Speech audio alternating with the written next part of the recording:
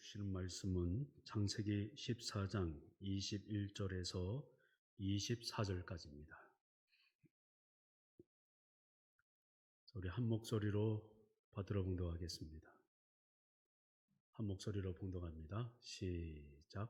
소돔 왕이 아브라함에게 이르되 사람은 내게 보내고 물품은 내가 가지라.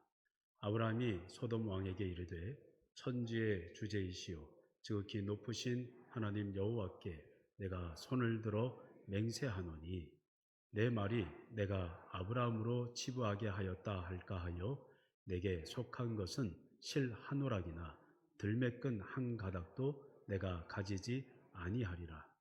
오직 젊은이들이 먹은 것과 나와 동행한 아넬과 에스골과 마므레의 분깃을 제할지니 그들이 그 분깃을 가질 것이니라. 아멘. 자, 우리 인사 한번 나누겠습니다. 여러분 어떻습니까? 좋습니다. 우리 좌우 옆에 손에 들면서 사랑합니다, 축복합니다. 인사 나누겠습니다. 사랑합니다, 축복합니다. 네, 할렐루야. 오늘 맥주 감사 주일인데요. 생각해 보면 감사할 제목들이 너무나 많습니다. 제가 우리 송도교회를 와 보니까 우리 교회가 참 좋은 교회예요. 이럴 때 아멘 안 하시면 설교하는 제가 당혹스러워요. 제가 우리 송도교회를 와 보니까 우리 교회가 너무 좋은 교회예요. 할렐루야. 우리 성도님들 인정이 너무 많고 또 솔선수범하시는 우리 장로님들이 계시고 할렐루야. 마음으로 때로는 물질로 또 때로는 몸으로 함께 하시면서 애쓰시고 수고하시고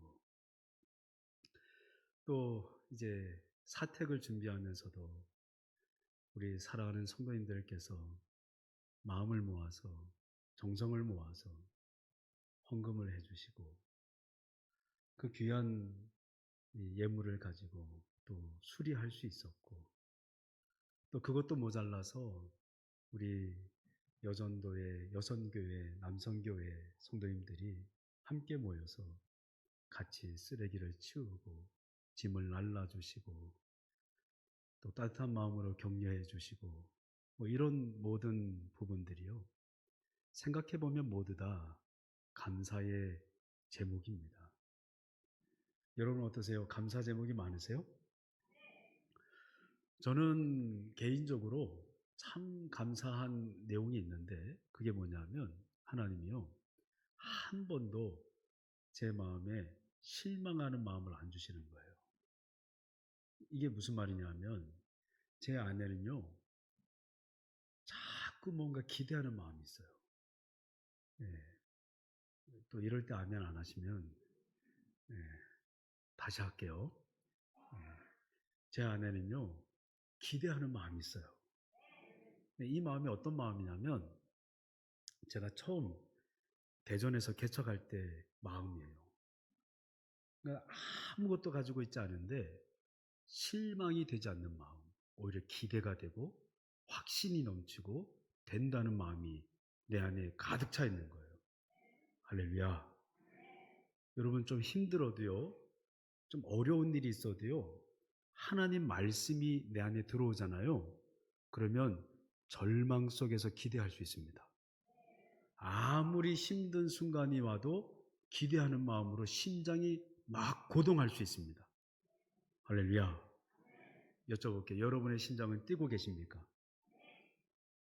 여러분의 심장은 막 기대하는 마음으로 채워져 있습니까? 정말 거짓말이 아니라 어제 강사 목사님을 이제 송별해 드리면서 그 집회에 초청하는 목사님이 오셔서 제가 잠깐 식사하고 교제하는 시간이 있었는데 그 교제하는 모임에서도 제가 그랬어요. 참 너무 신기하다고. 저는 계속 심장이 뛴다고. 막 기대하는 마음이 일어난다고. 예? 여러분 우리 교회가 좀 조치원에서 한 7분 정도 안쪽으로 들어와 있잖아요. 그죠? 그런데 여러분이 어떻게 생각할지 모르겠어요. 저는 표현은 표현할 길이 시골이라는 말밖에 표현할 길이 없지만 제 마음속으로는요, 시골이라고 생각해 본 적이 없어요. 이 여러분은 어떻게 들릴지 모르겠지만 제 마음속에는요, 엄청난 기대감으로 차 있어요. 그리고 하나님이 거룩한 부흥을 주실 것이다. 하나님이 다음 세대를 일으켜 주실 것이다. 예배를 하나님께서 일으켜 주실 것이다. 할렐루야. 정말로 밑도 끝도 없는 이 마음속에서 일어나는 이 기대감들이 제 안에 자꾸 일어나고 있습니다. 저는 이게 너무 감사해요. 근데 여러분, 감사라는 말이요, 성경에 보면 어떤 의미로 확장이 되냐면, 따라해 볼까요? 예배하다, 경배하다. 그러니까 감사한다는 건요, 어떤 의미로도 쓸 수 있어요? 예배하는 거, 찬양하는 거. 그러니까 지금 여러분이 매주 예배를 드리는 건 하나님께 어떤 걸 고백하고 있는 거예요? 어떤 마음을 고백하고 있는 거죠? 맞아요. 하나님 앞에 감사를 고백하고 있는 거예요. 그러니까 예배 따로 감사 따로가 아니고 예배를 드리면 감사를 고백하고 있는 거예요. 할렐루야. 할렐루야. 근데 더 흥미로운 건 뭐냐면 이 감사라는 말이요, 어디로부터 왔느냐 하면, 따라해 볼까요? 던진다.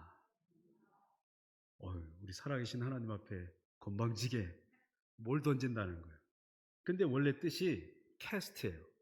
던진다라는 뜻이에요. 하나님 앞에 뭔가를 던지는 거죠. 그러면 우리는 예배를 드릴 때 하나님께 뭘 던질까요? 뭘 던질까요? 마음입니다. 감사한다는 건 살아계신 하나님 앞에 우리의 마음을 올려드리는 거예요. 아멘. 주님은 오늘 우리가 맥주 감사주의를 드리면서 우리의 마음속에 하나님을 향한 진정성 있는 마음이 올려드려지기를 원하신다고 말씀하고 있는 거죠. 그런데 이 감사라는 이 단어가요, 이 단어를 연구해서 살펴보면 어떤 의미가 있느냐면, 따라 볼까요? 사랑하다. 한 번 더요. 사랑하다. 이 의미로 확장이 돼요. 그러면 감사가 의미하는 게 조금 더 세부적으로 설명하면 어떤 의미일까요? 주님을 향해서 사랑하는 마음을 올려드리는 것이 감사의 표현인 거예요. 근데 생각해 봐요. 자, 감사는 주님께 던지는 거라 그랬어요. 제가 예전에 사랑하는 아내를 만났고 또 지금도 아내를 사랑하고 있는데, 아내에게 사랑을 전할 때 그 마음을 얻으려면 제 마음을, 사랑의 추파를 계속 던져야 돼요? 안 던져야 돼요? 엄청나게 던져야 돼요. 네. 언제까지요? 문이 열릴 때까지 계속 던져야 돼요. 이 말은 아주 쉬운 표현인데 굉장히 진지한 의미가 여기에 담겨져 있어요. 무슨 말이냐면, 내가 사랑의 추파를 던져도 그 사람이 반응하지 않을 수 있다는 얘기예요. 조금 더 구체적으로 얘기하면, 내가 정성을 다해서 마음의 온갖 마음을 다 끌어안아서 표현을 했어도 상대방이 내 마음을 받아주지 않을 수 있다는 거죠. 신앙적으로 다시 설명하면, 감사라는 것은, 하나님께 올려드리는 감사라는 것은 조건을 바라고 올려드리는 게 아니라고요. 그저 내 마음을 하나님께 드리는 거예요. 할렐루야. 주님께 던진다는 건 받을 것을 기대하기보다 그저 감사해서, 사랑해서 내 마음을 하나님께 올려드리는 거예요. 아멘. 여러분, 주님을 이렇게 경험하는 사람, 주님이 내게 뭔가를 주지 않아도 내 마음을 다해서 주님께 마음껏 올려드리는 이 사람은요, 하나님의 마음으로 가득 찬 사람이라고 할 수 있어요. 내가 내 아내를 너무나 사랑하기 때문에 그 뭔가가 내게 돌아오지 않아도 내가 주는 게 아깝지 않아요. 왜요? 사랑하는 마음이 가득 차 있으니까. 여러분, 진짜 감사를 하는 사람은 어떤 사람이냐면 하나님을 사랑하는 마음으로 가득 찬 사람이에요. 자, 사랑하는 성도 여러분, 제가 한번 여쭤볼게요. 하나님 사랑하십니까? 하나님 정말 사랑하세요? 제가 아특세 기간 동안에 우리 학생들이 나왔잖아요. 우리 이창훈 목사님하고 교제했던 한 학생이 있어요. 근데 그 학생이 첫날에는 장학금 받으려고 나왔대요. 20만 원이었어요. 저는 애들이 많이 나오면 좋은데 많이 나오면 어떡하지?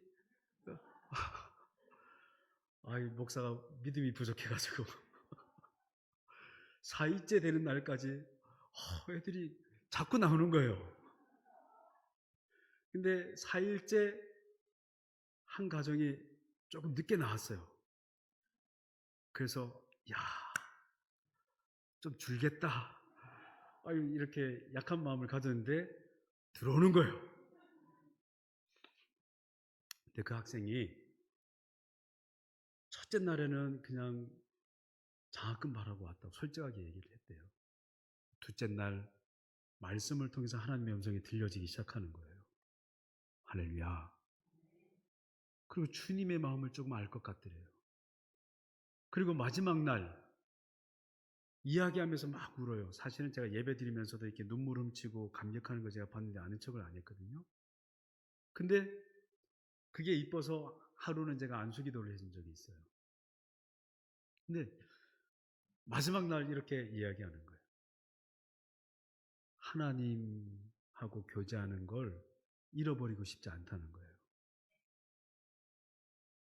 할렐루야. 할렐루야. 여러분, 진짜 감사는 누가 하는 줄 아세요?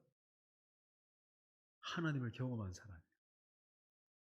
하나님의 마음으로 가득 차 있는 사람이에요. 이런 사람은요, 어떤 상황이 오든, 어떤 위기가 오든, 어떤 문제가 있든, 하나님의 마음이 가득 차 있기 때문에 위기 속에서도 감사합니다. 아멘. 저는 우리 학생들이, 우리 모든 성도님들이 정말 멋진 신앙의 길을 걸어갈 수 있기를 바라요. 지난주에 여러분에게 소개했던 인물을 기억하십니까? 다니엘인데, 다니엘서 6장을 우리 같이 한번 읽어볼게요. 6장 10절입니다. 시작. 다니엘이 이 조서에 왕의 도장이 찍힌 것을 알고도 자기 집에 돌아가서는 윗방에 올라가 예루살렘으로 향한 창문을 열고 전에 하던 대로 하루 3번씩 무릎을 꿇고 기도하며 그야 하나님께 뭐 하였더라? 예, 기도를 목숨 걸고 하는. 오늘 새벽에요, 제가 3시 반에 일어났어요. 그리고 막 뒤척이면서 4시 반쯤에 정신을 차리고 씻고 5시쯤에 이제 제 사무실로 길을 딱 향해서 나가는데 캄캄하잖아요. 근데 교육관 문 유리문이 덜컹 하는 거예요. 아무도 없는데 문만 덜컹 하는 거예요. 제가 순간 겁이 나갖고 도둑이 들었나? 제가 부끄러운 고백인데 그래도 목사인데 도둑이 들어왔으면 뭐 어떻게든 해야 될 거 아니에요. 새벽 기도는 없다고 광고는 했는데 올 사람이 없잖아요. 그래서 조심스럽게, 정말 조심스럽게 뒷발을 뒤로 이렇게 빼꼼 내밀고 문을 이렇게 열었어요. 아무도 없어요. 그래도 물러나면 안 되잖아요. 그죠? 그래서 혹시나 하고 조심스럽게 뒷발을 빼고 기도실 문을 쫙 열었어요. 다행히 아는 분이 앉아 계신 거예요. 이름은 얘기 안 할게요. 기도하러 오신 거예요. 이분은 광고를 못 들으신 것 같아요. 근데 하나님이 제 마음속에 이분을 위해서 기도해 드리라는 마음을 주시는 거예요. 하나님을 찾고 싶은 열망이 있는 거죠. 하나님을 기대하는 마음이 있는 거죠. 할렐루야. 할렐루야. 축복해 드렸어요. 하나님, 주님을 위해서 살게 해 주시고 주님을 위해서 믿음의 길을 걷게 해 주세요. 주님의 음성으로 자꾸 채워 주세요. 할렐루야. 사실 그런데요. 교회 밖에 있는 세상의 사람들이 이 모습을 보면 웃기는 거예요. 새벽 5시에 나와 갖고 기도하러 들어오는 거죠. 5일 동안 아특세 한다고 기도하러 나온 거예요. 여러분, 세상의 사람들은 그 시간에 다 잡니다. 휴식을 취하죠. 자기만의 안식을 누립니다. 그리고 즐거움의 시간을 갖고 나름대로의 계획의 삶을 짜 나가거든요. 그런데 주님의 은혜를 맛본 사람들은 기도하면서 감격하는 거예요. 할렐루야. 기도하면서 주님을 만나는 거예요. 기도하면서 우리의 영혼을 하나님의 음성으로 가득 채우는 거예요. 여러분, 기도는요, 바보라서 하는 게 아니에요. 기도는요, 시간이 많이 남아 돌아서 하는 게 기도가 아니에요. 하나님의 살아있음을 믿는 사람이 하는 게 기도입니다. 하나님을 경험하는 사람이 올려드리는 게 기도입니다. 하나님의 말씀이 채워져 있는 사람이 영적으로 반응할 수 있는 것이 바로 기도입니다. 할렐루야. 무식해서 바보라서 돈이 없어서 가난해서 하는 게 기도가 아니라고요. 하나님을 만나는 게 얼마나 영광스러운지를 경험한 사람이 드리는 게 기도이고, 하나님의 말씀으로 채워지는 기쁨이 얼마나 놀라운지를 경험하는 사람이 올려드리는 게 기도라고요. 얼마나 감사해요. 아이들이 은혜를 받고 성도님들이 은혜를 받는데, 제가 기도회를 인도하다가 그 눈과 눈이 마주칠 때 성도님들이 울먹거리는 눈빛을 보는 거예요. 그러면 저도요, 주님이 감동하셔서 저도 같이 눈물이 막 나오는 거예요. 여러분, 우리의 영이 살아있다는 증거인 줄로 믿습니다. 이 영이 살아나잖아요. 다니엘이 기도하면 죽는 걸 알고 있어요. 그냥 30일 뒤에 타협하고 기도하면 되는데 30일 타협하지 않고 기도해요. 왜 그럴까요? 그 속에 살아계신 하나님이 자꾸 영을 깨우는 거예요. 할렐루야.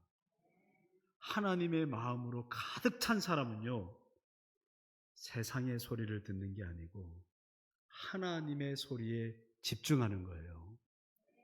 아멘.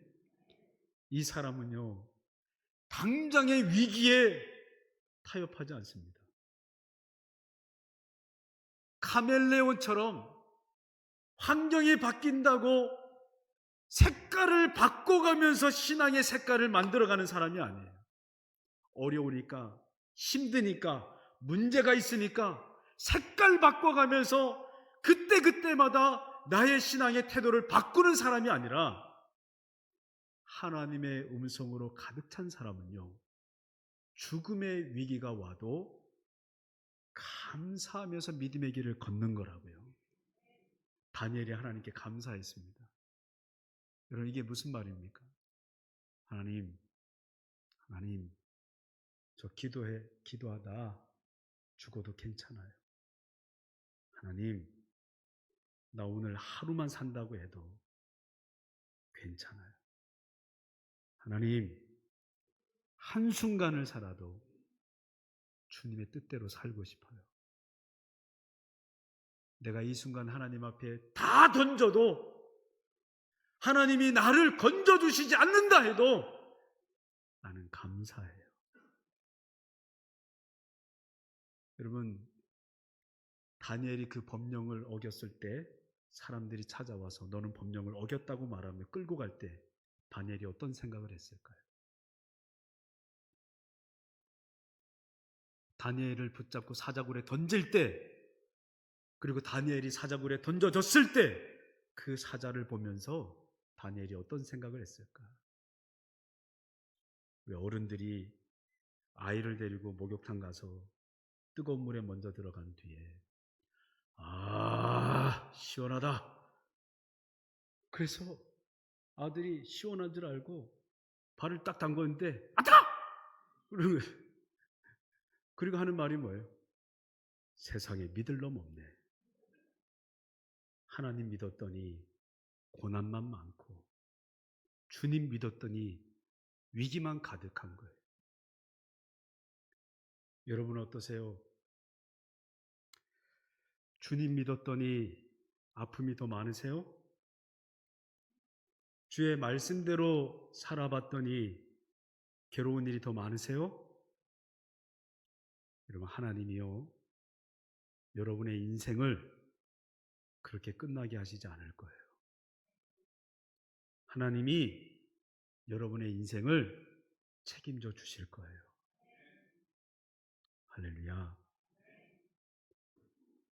진정으로 주님을 만난 사람은요 오히려 감사가 넘치는 거예요. 오늘 본문에 나온 아브라함 이야기가 있습니다. 전쟁에서 이겼다는 이야기예요.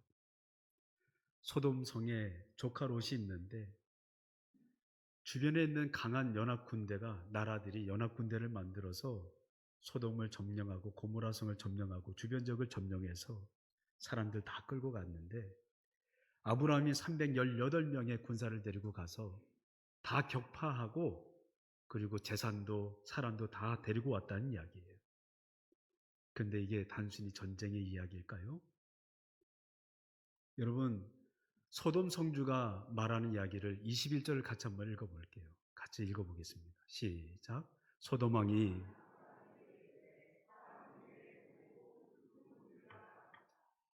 뭐라고요? 물품은 내게 가져라. 이건 원문을 보면 명령형이에요. 여러분 소돔 성주는요 전쟁 났을 때 도망간 사람이잖아요. 사람하고 재물을 누가 빼앗아 왔어요? 아브라함이 빼앗아 왔어요. 웃기잖아요. 이것이 마귀의 속삭임입니다.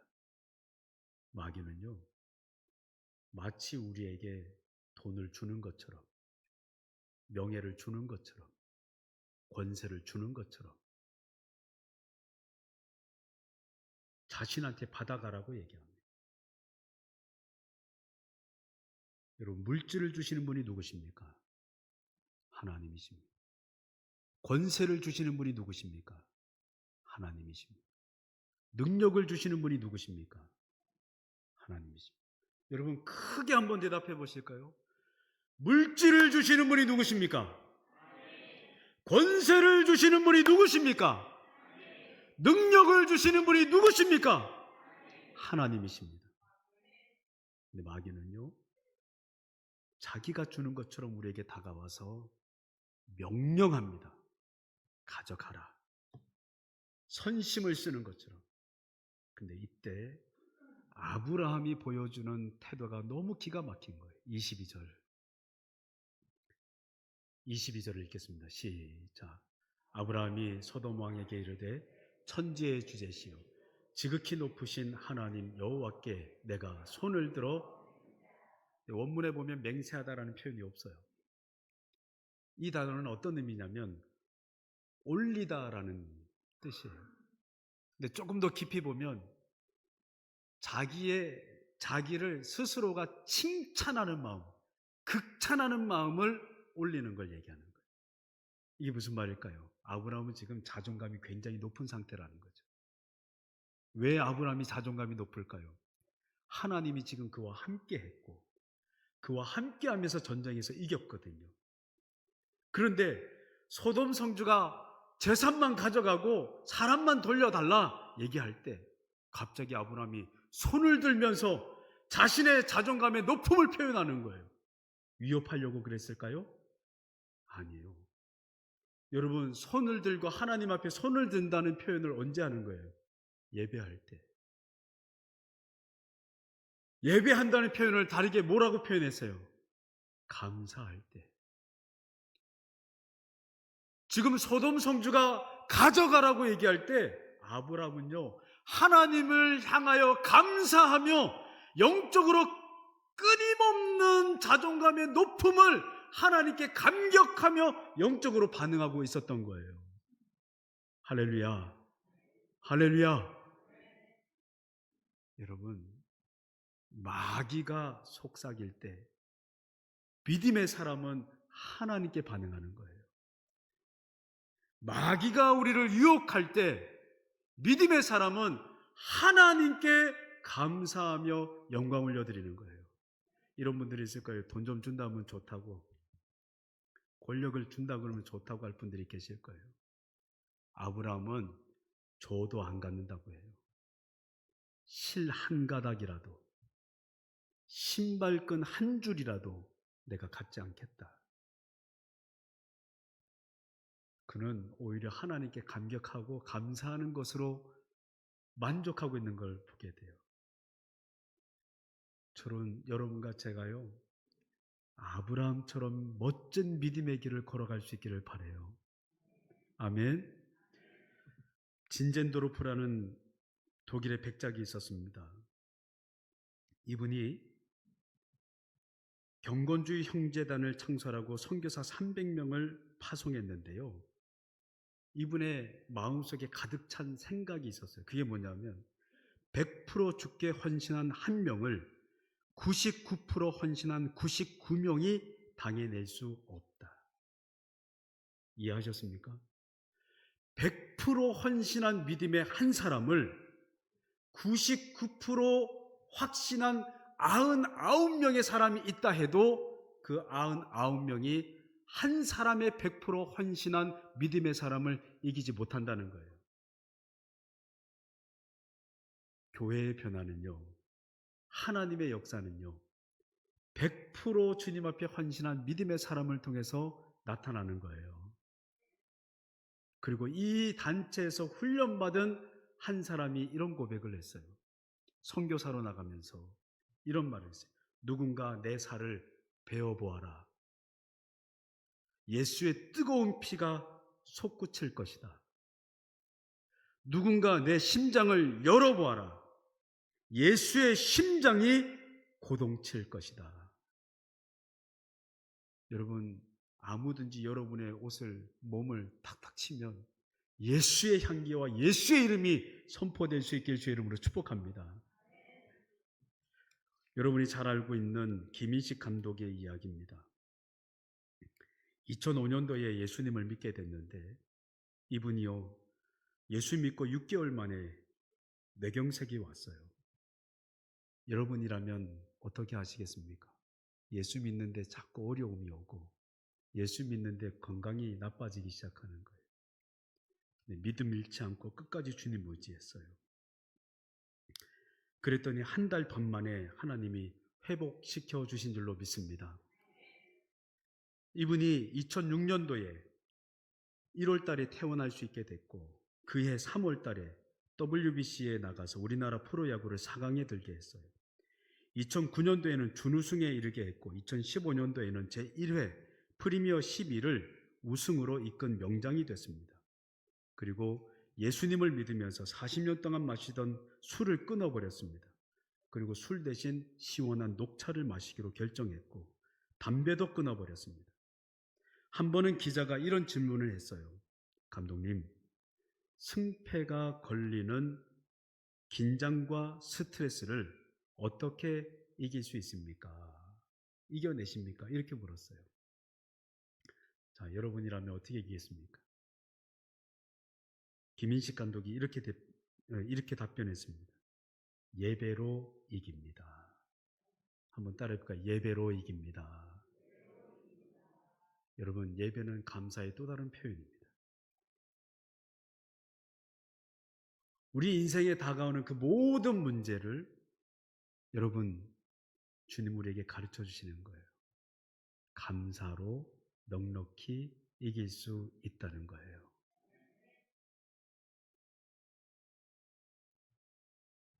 예배를 드리는 현장이 아닐 때 이분의 고백입니다. 저는 찬송가 369장을 찬양합니다. 혹시 준비됐을까요? 찬송가 369장. 우리 3절만 한번 찬양해 봤으면 좋겠어요. 찬송가 369장 3절입니다. 죄짓 맡은 우리 구주인데 3절만 찬양해 보겠습니다. 한번 해볼까요? 시작. 잠깐만요. 피아노 반주가 있는데. 아니 진짜 누군가 피난처는 우리 예수 주께 기도드리세. 세상 친구 멸시하고 너를 조롱하여도 예수 품에 안기어서 참된 위로 받겠네. 할렐루야. 사랑하는 성도 여러분, 감사가 우리의 삶의 모든 한계를 극복하게 합니다. 감사는 우리의 믿음을 성장시킵니다. 사랑하는 성도 여러분, 힘들고 어려울수록, 위기가 오고 과제가 많을수록, 아니 여러분이 상처받고 지치고 힘들수록, 때로는 육체가 병들어서 고통이 느껴질 그때에 오히려 주님께 감사할 수 있기를 주의 이름으로 축복합니다. 그리고 주님이 여러분의 영혼을 만지고 회복시키시는 은혜를 마음껏 경험할 수 있기를 한 번 더 주의 이름으로 축복합니다. 자, 이 시간에는 시간 관계상 곧바로 앞서 얘기했던